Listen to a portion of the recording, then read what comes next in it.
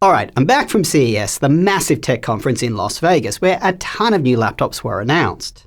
I've actually got 2 roundup videos that I'm going to do for you all. Today, I'm going to walk you through the most promising new laptops and laptop tech that I saw.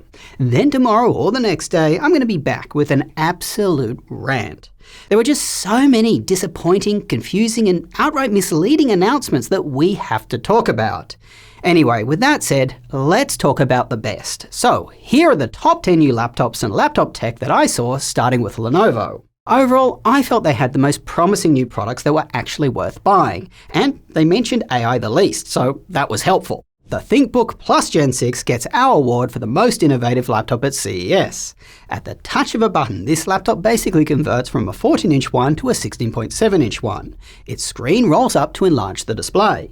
It comes with a Lunar Lake processor and up to 32GB of memory. Essentially, it sacrifices a little weight and portability for more screen real estate. I thought a device like this would just end up toppling over, but it was actually very stable. In fact, there was really no visible negatives with this technology. I noticed no unusual markings on the screen when it was rolled out, and it just genuinely looked like one larger display. That being said, I will obviously have to get this one in for review, especially to see how long that motor lasts.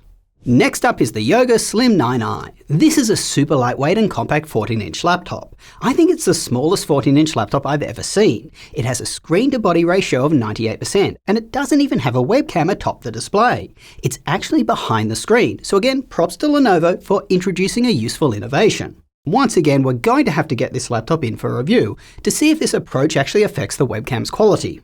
Rounding out Lenovo, I felt the ThinkPad X9 14 and 15 were both worth making this list. Now that's for one specific reason, its trackpad. These are the first ThinkPads to ditch the red track point. Many ThinkPad traditionalists are going to be out protesting this in the streets, and I totally get it. But for others who don't use a track point, the trackpad experience of ThinkPads has been subpar. To fit in the TrackPoint's buttons, their trackpads are significantly smaller. These new X9 ThinkPads promise to give buyers that all-round premium ThinkPad experience which we love, without a subpar trackpad.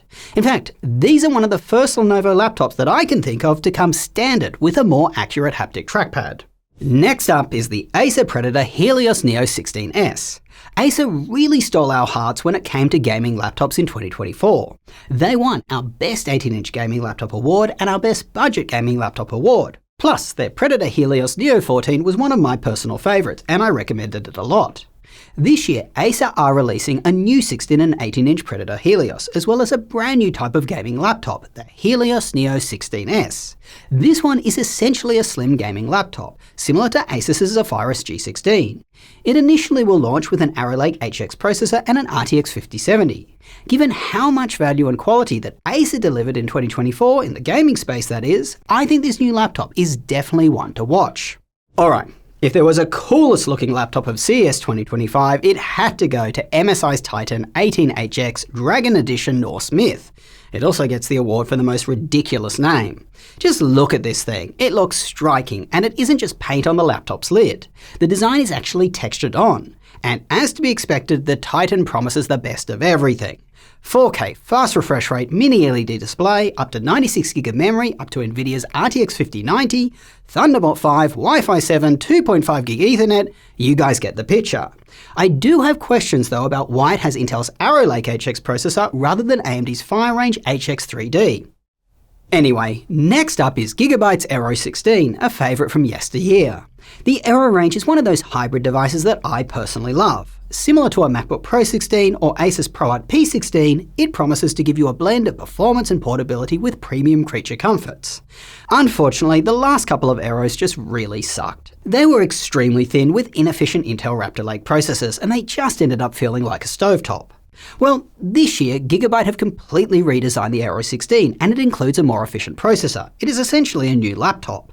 Look, there wasn't much information on the Aero 16 at the conference, but I think it is an interesting device that is going to offer a really solid alternative for people who just don't want a Mac, or can't afford one, or those who don't like the downsides of the ProArt P16, meaning its somewhat dim 60Hz display. Alright, next up is Asus's Strix Scar 16 and 18.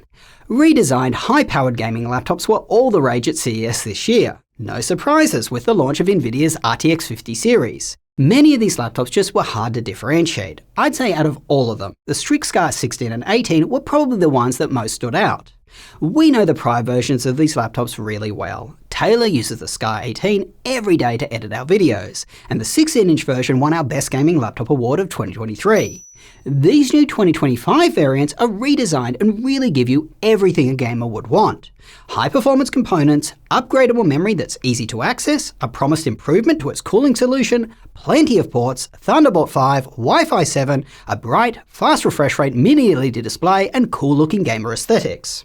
Next up is the Asus Flow Z13. Out of all the processors announced at CES, I think one of the most interesting ones is AMD's Strix Halo. It is essentially an APU combining a very high-performing AMD Zen 5 CPU with a ton of RDNA 3.5 GPU cores. If there was a competing processor to Apple's M series, this is probably about it. And FYI, it's not just gamers who will love laptops with this chip, it's also programmers and data scientists, as you guys get a powerful GPU and access to lots of memory. These processors let their GPU cores access up to 75% of total memory. Asus's Flow Z13 is one of the first laptops with this new processor, if you can even call it that. It's essentially a high-powered gaming tablet. I certainly do not think gaming on a tablet is going to offer as good a gaming experience as a traditional laptop, but it does pack down into a very portable form factor, and a lot of buyers are going to value that. Moving along to the XMG Evo 14. This is a portable 14-inch laptop with most of the standard features that you expect from such a device. But what makes it stand out is that it has an AMD Zen 5 Strix Point processor paired with upgradable memory and a large 80 watt-hour battery. And that is rare, and it is going to be enough for many people to want to buy it.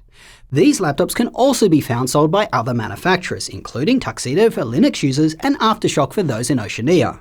Finally, our award for the most useful laptop tech of CES 2025 goes to Asus's XG Mobile. It's basically an external graphics module that contains one of NVIDIA's brand new 50 series laptop GPUs. Look, we've seen external graphics enclosures before for desktop graphics cards. These certainly did a great job of turning a laptop into a significantly more powerful machine. They even made your laptop run cooler and quieter by shifting a major heat generating component outside the device. That being said, all have been held back by a couple of key issues. The GPU's performance was limited due to slower data transfer speeds and slower laptop processors when compared to desktops.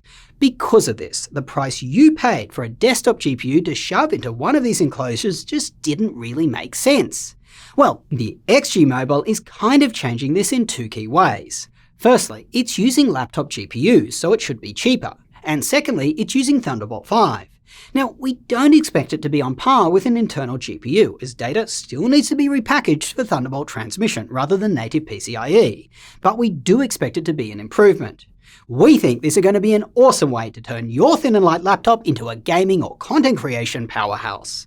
We will absolutely be getting this one in for review, so definitely get subscribed with the notification bell on for that. Now, if you're looking to buy any of these new 2025 laptops, we've added the ones that are already available for sale to a special new list on our website at justjosh.tech. I'll also link it down below. Well, that's all I got for you. I'm absolutely chomping at the bit to make our next video. In that one, I'm going to talk about all the absolute worst things of CES because there really were some big turds. Make sure you're subscribed with, I think I've already said that, guys, so let's just end. Till next time, go do something awesome with your day, and I will catch you later.